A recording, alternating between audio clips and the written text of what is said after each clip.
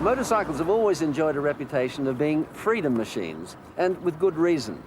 I've only ever owned a couple of them, but whenever I ride a motorcycle, I always get that great feeling of independence that's quite different from driving a motor car. But now, here in Switzerland, they've developed a unique combination of the two vehicles, and it's called the Wagner Monotrace.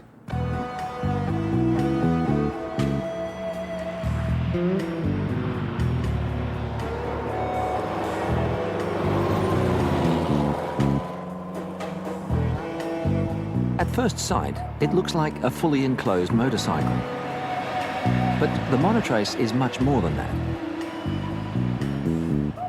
It does use a BMW motorcycle engine, but the wheelbase has been lengthened so that the passengers sit in tandem between the front and back wheels, lowering the center of gravity considerably and giving the vehicle much greater stability. The long wheelbase is actually the thing that's needed most by all motorcycles, because a normal motorcycle has much too short a wheelbase and much too high a center of gravity, so that when you accelerate it, it will lift the front wheel, and when you brake, it will lift the rear wheel. After 27 years as a pilot for Swiss Air, Arnold Wagner quit flying in 1990 to set up a company to develop and produce the Monotrace, which is also known as the EcoMobile in Switzerland. Although he faced many problems getting the vehicle approved and certified, it's now been endorsed in 6 European countries and Japan, with certification processes underway in the United States, Australia and other countries.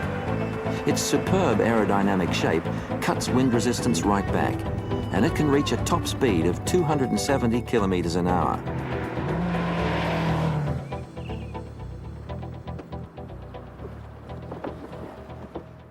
The controls are very simple, really. They're exactly the same as those on a car as far as the foot pedals are concerned. Left foot operates the clutch, right foot operates the brake. And the patented braking system is the world's first fully integrated anti-locking brake system for a two-wheeled vehicle. As on a motorcycle, the right hand operates the accelerator, and the left hand, with the left index finger, operates the gears with this little switch.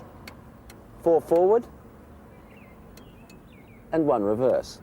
But the most important switch is this little one here, which operates the Outrigger wheels. Up for up, down for down. Arnold Wagner's airline experience naturally influenced the design of the Outrigger wheels, which operate just like landing wheels on a plane. On the Monotrace, they're manually operated, but there's a computer override which won't allow them to go up unless you're traveling between 5 to 10 kilometers an hour. And they won't come down unless you're doing under 25 kilometers an hour.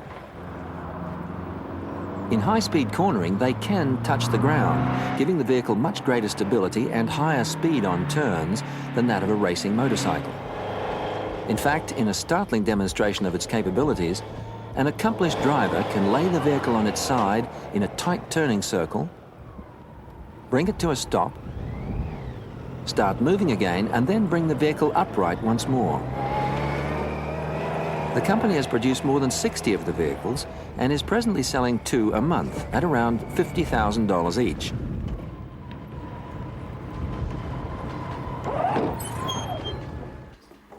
With this half-finished version, you can see the Monocoque Construction very clearly. Virtually the whole body and the roll bar are made of Kevlar-reinforced epoxy resin, which give it incredible strength. The big flywheel and the separate starter motor down here are the mechanism which operates the Outrigger wheels. And it works like this. All right, to switch this on? Yep. Okay.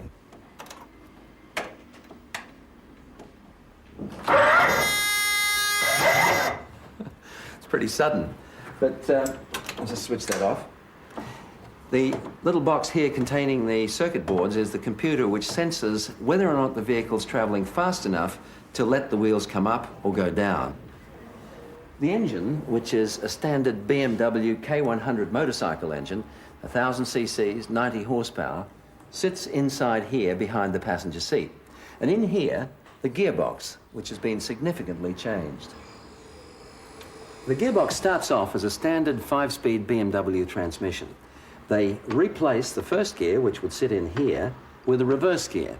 But that means that the second gear has to become the first, the third gear has to become second, and so on, until only the last gear, which is this one here, and that's the fifth gear in the original BMW box, remains unchanged. And that becomes the fourth gear in the new monotrace.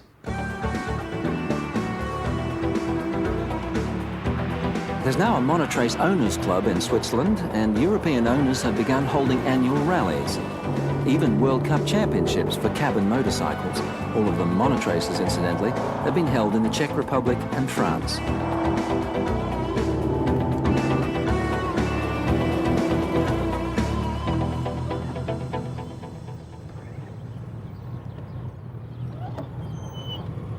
And after meeting some of the Swiss owners of the monotrace, I decided I should try to learn to drive it.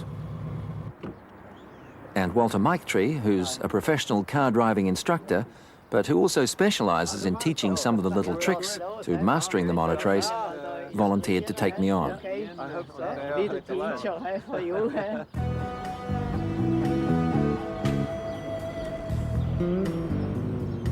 Yeah, very good now. And now the car right, now it's very, very slowly. Langsam, press the clutch. Yes. Slowly, slowly.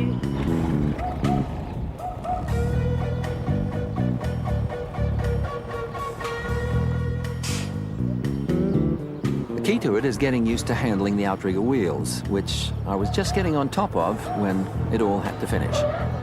That's the only trouble with this job. You reach the point where you're really getting interested and enjoying yourself, and then you have to move on to the next story. Oh well, I guess it's a good excuse to come back to Switzerland. Congratulations. Very good.